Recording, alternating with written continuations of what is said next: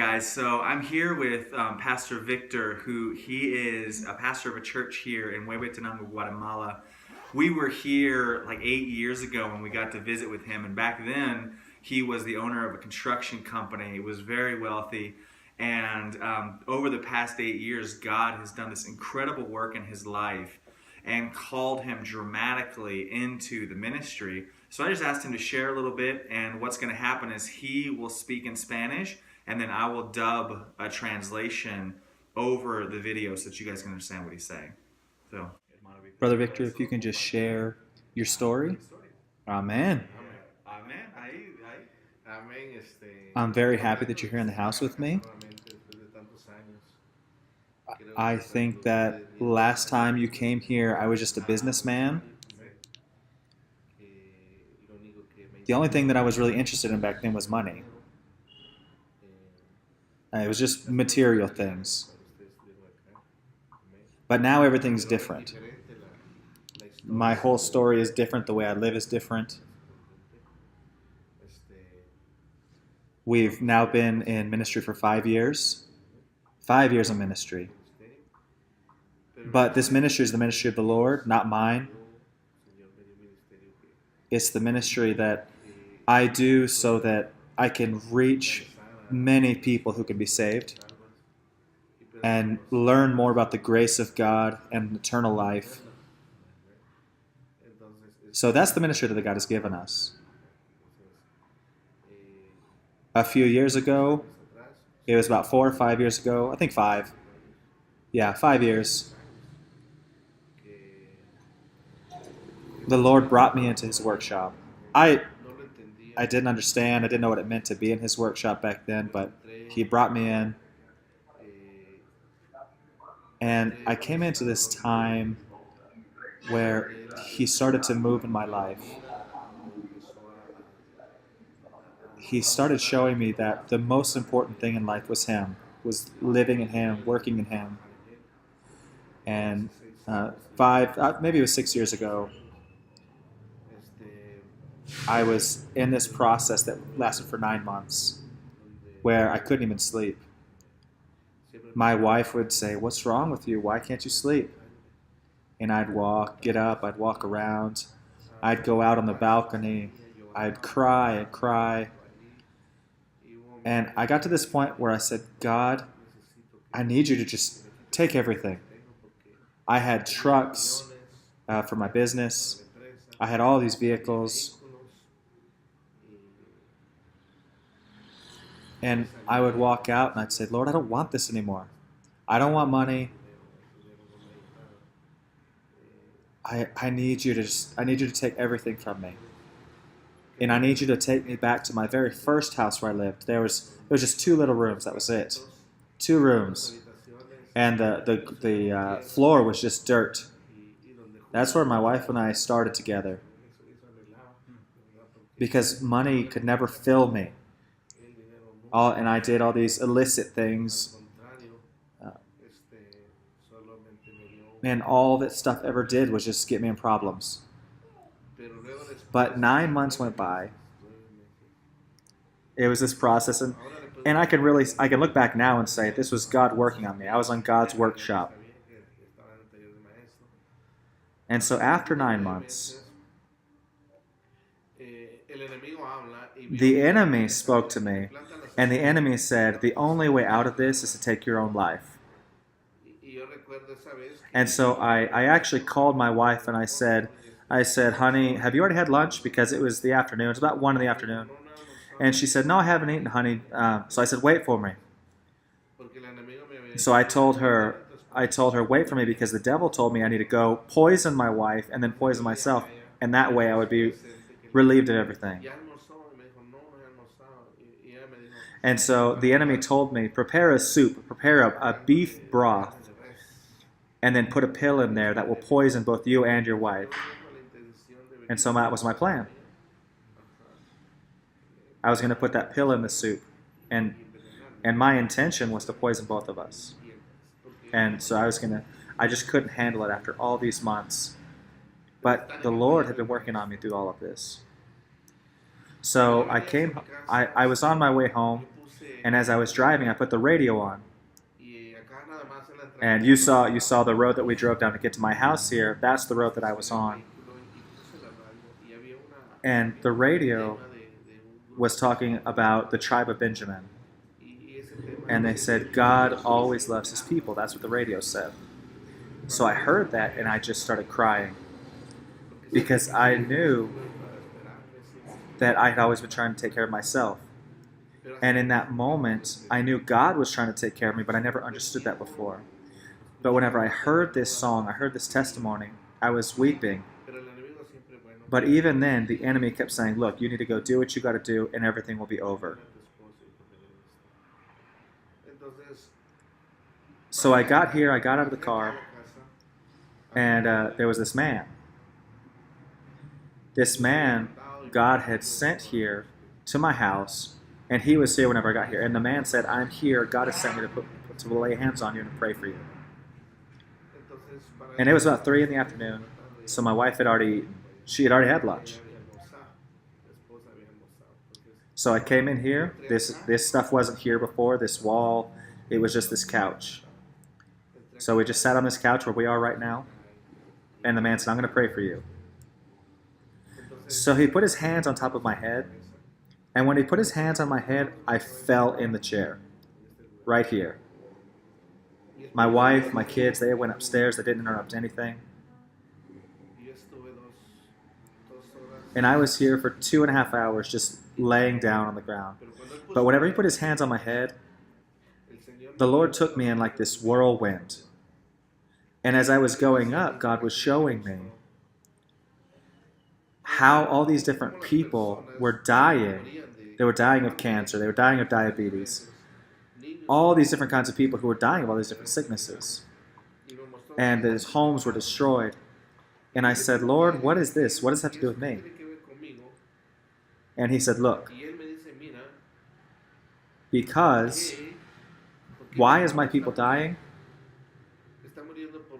They're dying because they don't believe. They have not believed that I can help them. And because they don't believe me, I'm calling you. I said, Lord, but why me? I don't deserve this. With everything that you've blessed me so much, you've given me all this money. You've given me this big business. I've been in fornication. I've been in adultery. I've been in drugs. I've done all kinds of things that you hate. And the only thing I've ever done is embarrass you, God. And he said, I'm not asking you if you deserve it. I'm telling you that I'm calling you. And so now you're going to start working for me. And I said, I'm not worthy of this, Lord. And he said, yes, I know. And I said, look, there's this church over here down the street. There are these people who are always there. There are 400 or 500 people who are there all the time.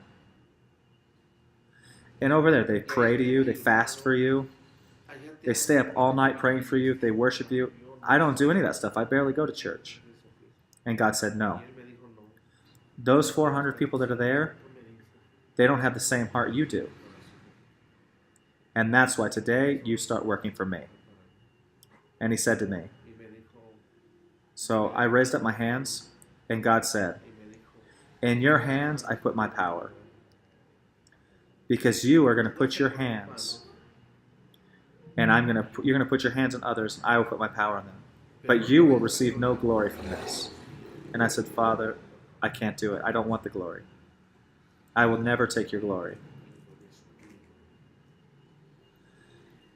And so God said, don't ask any more questions, you just do this.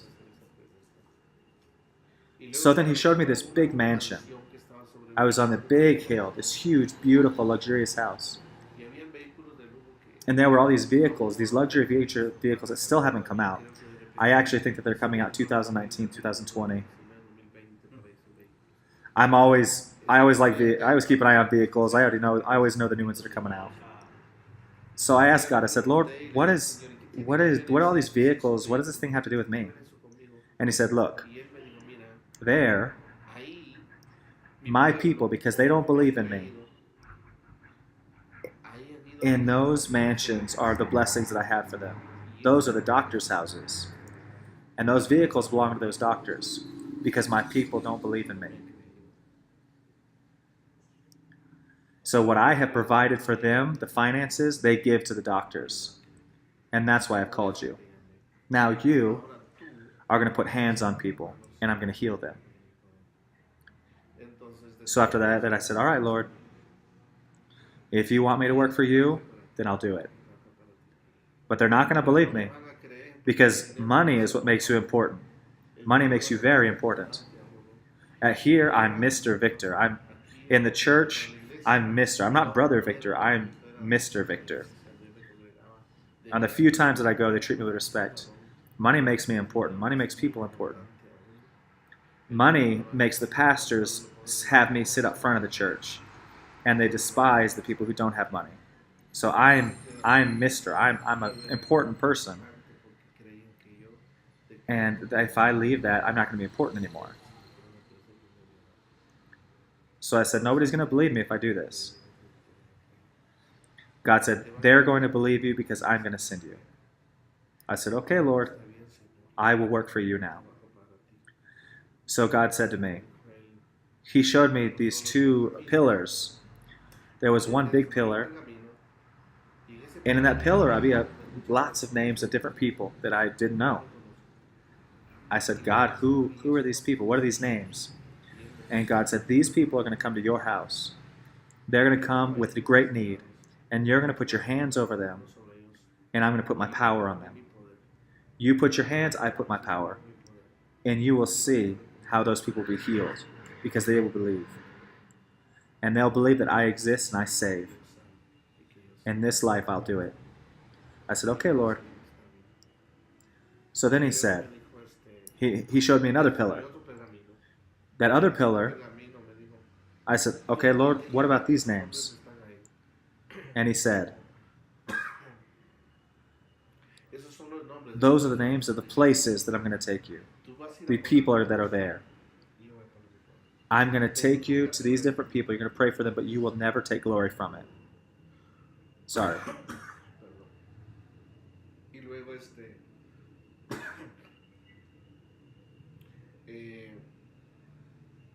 So we went to the church where I used to congregate back then. And there was this woman there who had a tumor in her head. It was a Wednesday. And that Wednesday, the woman said, hey, could you pray for me? So I went, I put my hands on her, and the Lord said to tell her, tomorrow you will have your answer. So I told her, woman, sister, don't get this operation. God has an answer for you tomorrow. So I went home. I didn't sleep. I spent all night tossing and turning. I was just awake. I was praying and worshiping God. Then about 2 or 3 in the afternoon, maybe 3 in the morning, I rose my hands. I was laying in bed and I rose my hands to the Lord. I said, Lord, I can't take this anymore, because I was still being really worked on by God in that time. I lifted up my hands. I said, God, I can't do this. I can't take it anymore. Please take me with you. And in that moment, I saw this vision where my tongue was being stretched out. Like, it was really stretched out, really, really, really high up to heaven. So as my tongue was being stretched out, I was watching this. I started to speak in tongues. All these different tongues. And I could actually understand the tongues that I was speaking. There was one that was an old Hebrew language. Another one I actually spoke in English. All these different tongues. All these languages. And God said, tell the church, as long as this woman, God said, while you're in this process, I'm working on this woman who has cancer. Go and tell her not to get operated on. So God said, they will believe you. I said, okay, God. I hope they do. So I went the next day. I went to go look for the sister. Went to her house. But she wasn't there. She had gone to get operated on. And so that night, I woke up again to pray, worship God. And God said, they're going to believe you because there are going to be 2 tragedies that are about to happen in this church. The woman that God had healed, but she disobeyed and went and got surgery, during the surgery, they cut a major artery in her brain. And so she died that night, about 5 days later. That was the first tragedy. The second tragedy was another man who got shot. Another brother in the church got shot and died, and that was the second tragedy. And so people started to believe that God was moving in my life. And after that, I said to the Lord, because I didn't understand what I was living, what was happening. I just worshiped God.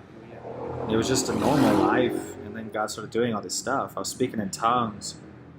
All of a sudden, I was starting to understand, have the discernment of tongues.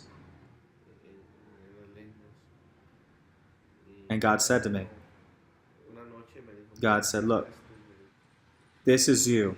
I am calling you to this in this process. And He showed me this walkway. And God said, you just have to walk a little bit further. God said, stay in the church where you are right now. Study my word. Submit yourself there. Because later I'm going to take you out of there because I have a job for you. So a lot of people started coming to me. And so actually the office that I used to have for my business, I turned it into the office to receive people and pray for them. I took all the paperwork out of there, everything that I had there. I got rid of everything that had to do with my business in there. And I turned it into a prayer room. Because all these people started showing up. They had all these different sicknesses. And a lot of people were getting healed. Because I had always said, this is between you and God. I'm here to pray for you, but it has nothing to do with me. So people just kept coming. And more people just kept coming and coming. They come from all over the place. And there are people who wouldn't even step through the door. By the time they got to the house, they would be healed. I'd say, Lord, and God would show me, and He'd say, look, this person is healed, and they're not even through the door yet. And I'd ask him, I'd say, what's wrong with you? Whenever the person come through the door, I'd say, and it was, in the beginning, it was almost always diabetes and tumors. They'd have all these stomach tumors. So there are a lot of people who've been healed, right? Like, how many people do you think have been healed by now? Oh, there are a lot of them. A lot, huh? So you started the church, like officially you started in May this year, right? And you started with 0, and then all these testimonies happened. And now you have 150 people in your church, right? And this month, you're baptizing 22 people. And last month as well. Amen. Okay. Pastor Victor, thank you so much for your time. I know that there are a lot of people who are going to be touched by your testimony and how God called you into ministry. So now I'm going to go into English so I can close out this video and share with them. So I just want to thank you all for listening in. I hope that the Lord has spoken to you. God is doing things all over the world. It's incredible. All these places that we go, the stories and testimonies of what God has done, all these people's lives. He takes ordinary people and He turns them into these people of God who are doing great things for His kingdom. So thank you very much for tuning in, and we'll see you again next time. Hey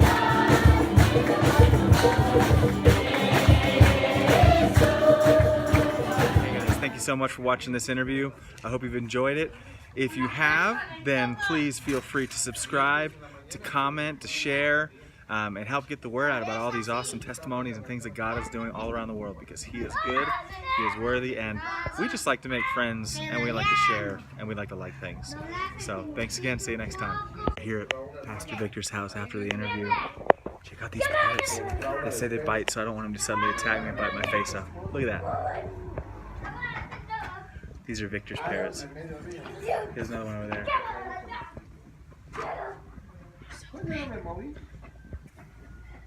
It's pretty cool. You always find these little cool things out in places like this. See, we're on the roof and we're riding a bike. We're on the second floor. Look at this. a lot of fun. Oh, one other thing. Another epilogue. I just have to show you guys this. Look at these. Look at these tiny puppies. Yeah, they're so cute. Yes. So cute. Really cute. That was it. That's all I'm going to show you.